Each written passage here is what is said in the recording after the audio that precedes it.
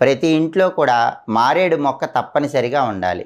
ఏ ఇంటి ఆవరణలో అయితే మారేడు మొక్క పెంచుతూ ప్రతి శుక్రవారము కూడా మారేడు మొక్క దగ్గర దీపం పెట్టి శ్రీ వృక్షాయై శ్రీనివాసాయై నమః అని 11 సార్లు చదువుకుంటారో ఆ ఇంట్లో లక్ష్మీదేవి గల్లు గల్లుమని నాట్యం చేస్తుంది.